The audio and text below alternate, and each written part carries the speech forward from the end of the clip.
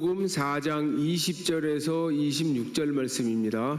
요한복음 4장 20절에서 26절 말씀 봉독하도록 하겠습니다. 우리 조상들은 이 산에서 예배하였는데 당신들의 말은 예배할 곳이 예루살렘에 있다 하더이다. 예수께서 이르시되 여자여 내 말을 믿으라. 이 산에서도 말고 예루살렘에서도 말고 너희가 아버지께 예배할 때가 이르리라.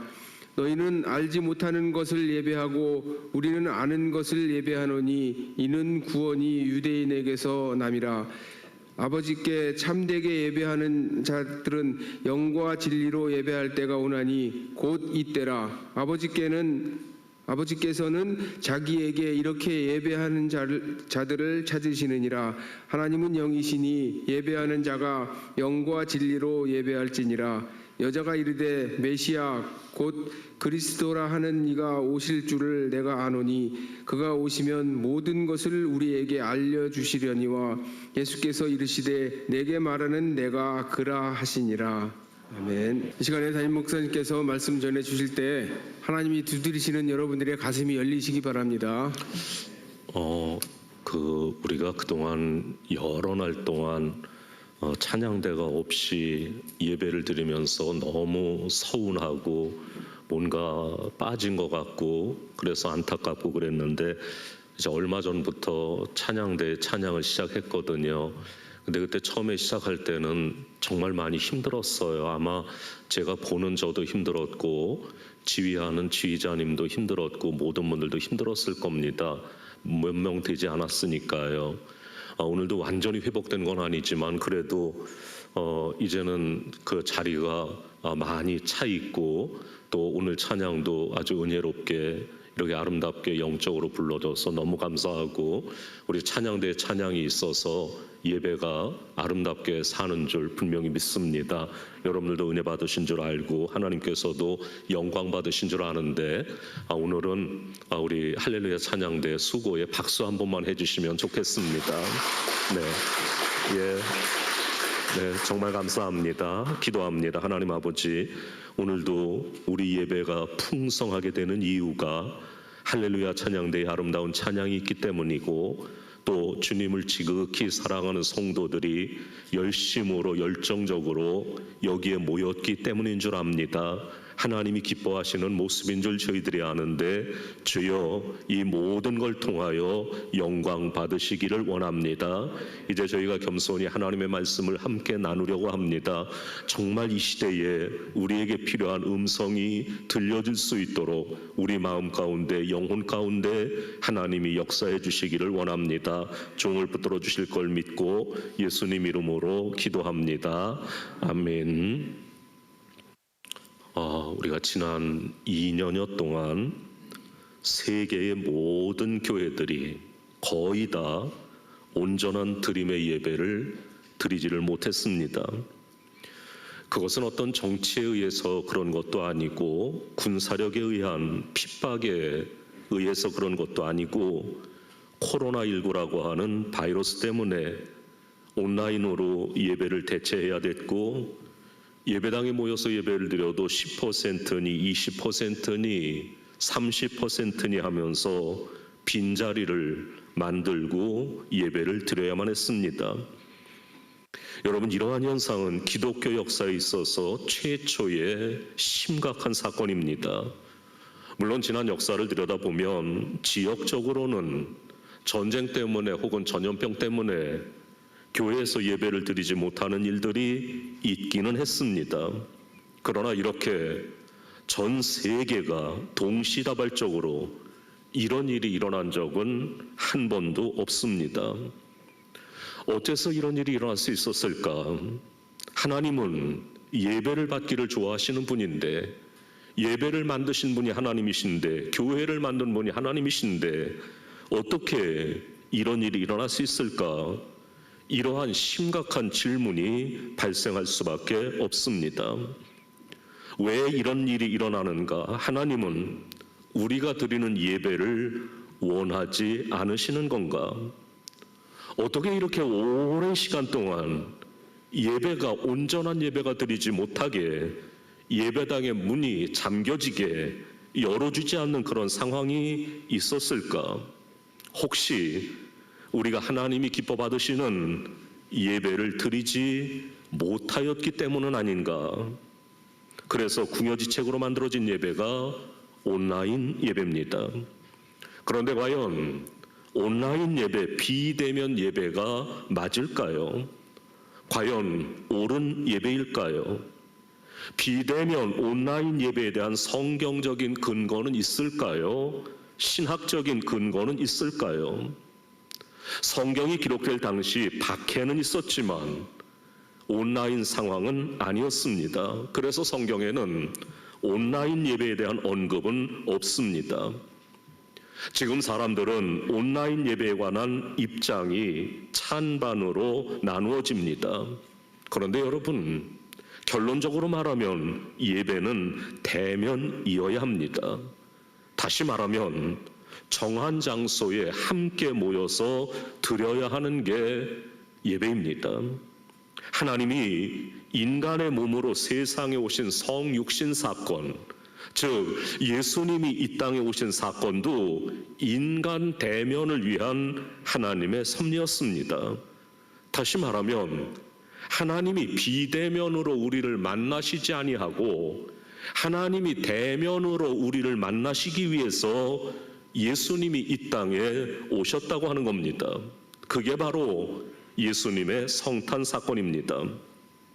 세상은 일상과 문화도 비대면으로 빠르게 바뀌고 있습니다.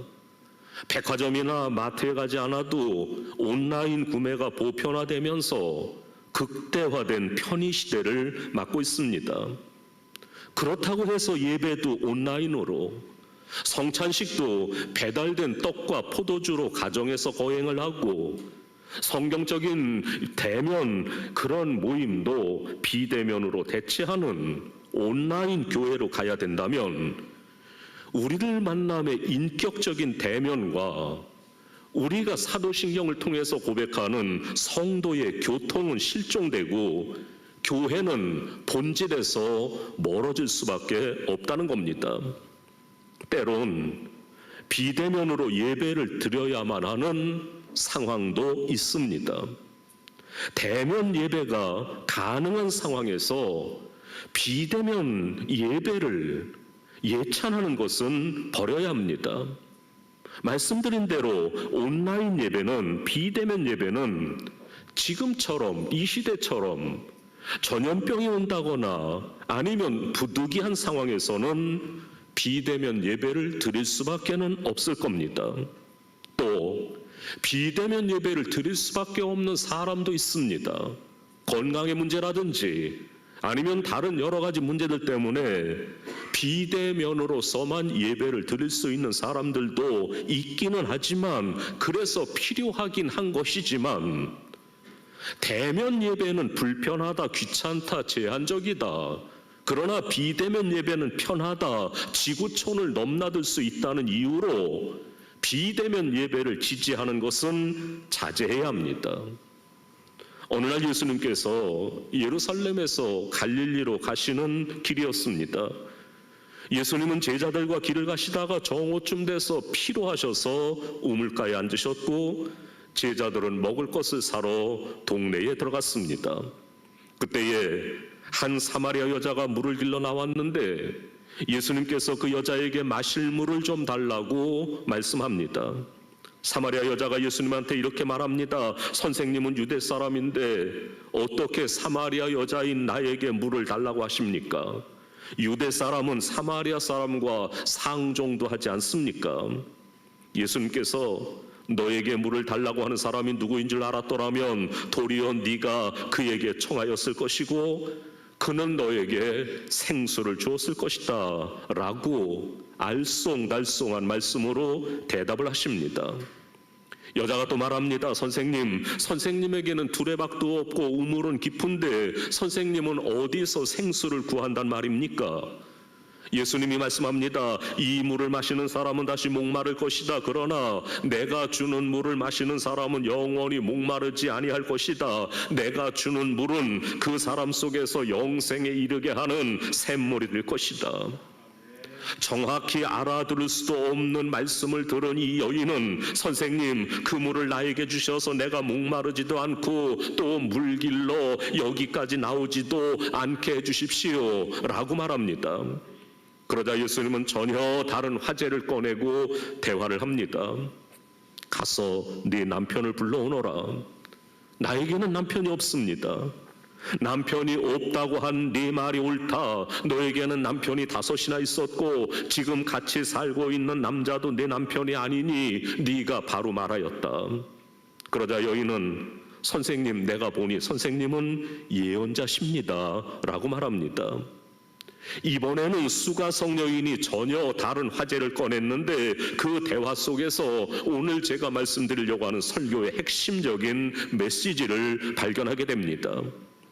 우리 조상은 이 산에서 예배를 드렸는데 선생님네 사람들은 예배 드려야 할 곳이 예루살렘에 있다고 합니다.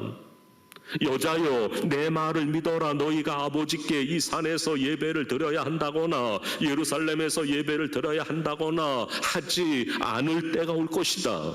너희는 너희가 알지 못하는 것을 예배하고 우리는 우리가 아는 분을 예배한다. 구원은 유대 사람에게서 나기 때문이다. 참되게 예배를 드리는 사람들이 영과 진리로 아버지께 예배 드릴 때가 온다. 지금이 바로 그때다. 아버지께서는 이렇게 예배를 드리는 사람을 찾으신다. 하나님은 영이시다. 그러므로 하나님께 예배를 드리는 사람은 영과 진리로 예배를 드려야 한다. 우리 주님은 수가성 여인과의 대화를 통해서 예배자가 꼭 지켜야 될 핵심적인 교훈에 대해서 말씀합니다. 여러분, 이제부터는 조금 심각하게 이 말씀에 귀를 기울여 주시기를 바랍니다. 1784년 천주교회가 들어와서 미사를 드릴 때나 1884년 개신교회가 들어와서 예배를 드릴 때나 예배의 모든 행위는 평범한 종교 행위로 우리 민족과 쉽게 접목이 되었습니다. 그동안 우리 개신교회는 예배에 대한 철저한 교육도 없이 찬송과 기도와 설교만 있으면 그것이 예배의 전부라고 인식을 해왔던 게 사실입니다. 그 결과 주일 예배, 집회, 기도회, 경건회, 심지어 돌, 생일, 각종 당선 축하 행사까지 모두 예배라고 하는 이름을 사용해서 오늘에 이르게 되었습니다. 우리가 드리는 예배가 하나님을 위함인지 인간의 욕구와 기분을 맞추기 위함인지 의문을 품지 않을 수가 없는 겁니다. 진정으로 예배자가 갖춰야 될 바른 예배의 행진은 아니었던 겁니다. 흔히들 예배를 예배자들이 복받기 위해서 존재하는 의식으로 착각을 합니다. 예배를 자신들의 소원을 성취하는 통로로 합니다. 즉 예배자들이 하나님으로부터 무엇인가를 받기 위한 통로로 이해를 하고 있다는 겁니다. 이러한 예배에 관한 의식은 모두가 재래 종교의 행위에서 그 영향을 받은 겁니다. 우리 기독교에서 말하는 진정한 예배는 받는 데 초점이 있지 아니하고 성삼위 하나님께 드리는 데 주안점이 있습니다. 즉 예배는 받음이 아니고 드림입니다. 그 이유는 우리 기독교인들은 구원이라고 하는 거대한 은총의 진리를 깨달았기 때문입니다. 우리 예수님이 십자가 위에서 우리 죄를 담당하시고 대속의 죽음을 통해서 우리를 사망으로부터 구원시켜 주셨다고 하는 이 복음을 깨닫고 감격했기 때문에 드리는 게 예배입니다. 우리는 그 놀라운 은총에 감격해서 하나님 앞에 나와서 경배와 감사와 찬양과 참회와 봉헌과 간구를 드리는 겁니다. 이게 참된 예배입니다. 여기에 일부 잘못된 기독교인들의 기본 예배 정신은 하나님을 향한 예배가 아니라 인간 심성의 만족을 채우는데 열을 올리고 있었습니다. 나의 소원 성취와 부귀 영화와 무병장수에 초점을 두고 있었습니다. 예배의 참된 의미는 사라지고 형식적이고 요식적인 예배 행위만 이어져 가고 있었습니다. 그래서 하나님은 어쩌면 이 시대에 이러한 일들을 주시면서 우리들에게 말씀하시는 줄 모르겠습니다. 영과 진리로 예배하는 자들을 찾으신다는 겁니다. 고린도전서 10장 31절에 이렇게 말씀합니다. 너희가 먹든지 마시든지 무엇을 하든지 다 하나님의 영광을 위하여 하라. 그런데 우리나라뿐만 아니라 세계 모든 교회가 하나님만을 경배하는 예배에서 이탈한 지 오래되었다고 예배학자들은 하나같이 얘기합니다. 그래서일까요?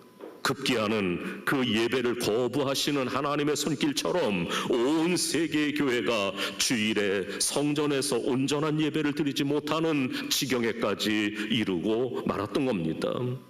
이때 우리는 하나님이 받지 않으시는 예배에 대한 진지한 반성과 회개가 있어야 합니다. 여기 우리의 무뎌진 감각을 깨우치는 무서운 말씀이 있습니다. 말라기 1장 10절에 공동번역에는 이렇게 번역을 해놨습니다. 너희는 내 제단에 공연히 불을 피운다.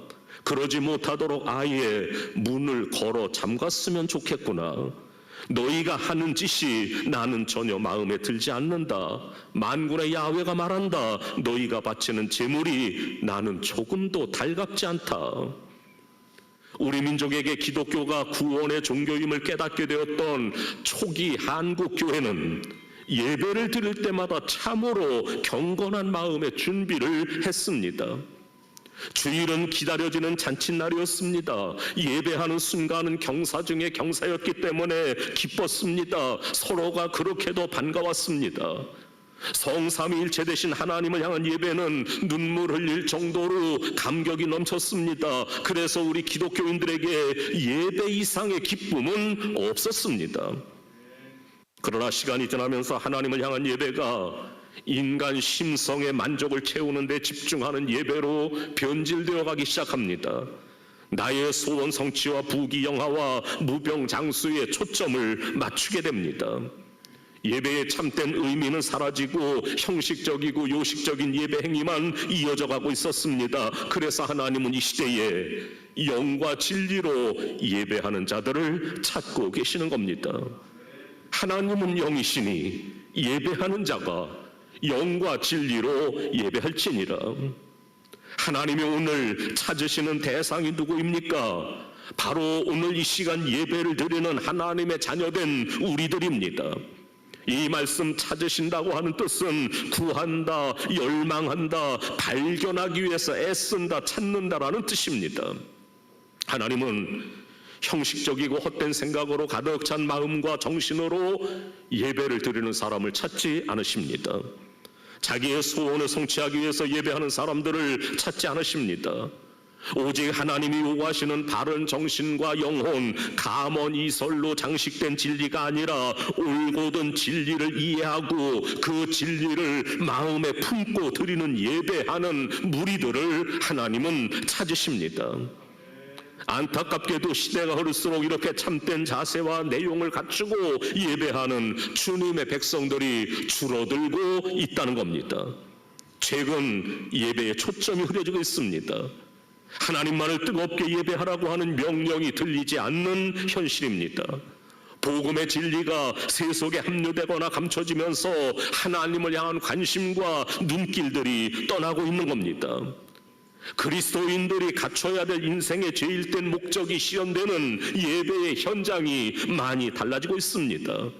하나님만이 초점이 되고 하나님만이 대상이 되어야 할 예배가 그 빛을 잃어가고 있습니다. 하나님보다 인간의 심성에 아부하는 예배의 탈선이 극심합니다. 하나님의 존전이라고 느끼기 어려울 정도로 우리의 예배는 인간 본위의 예배로 전락하고 있는지 모르겠습니다.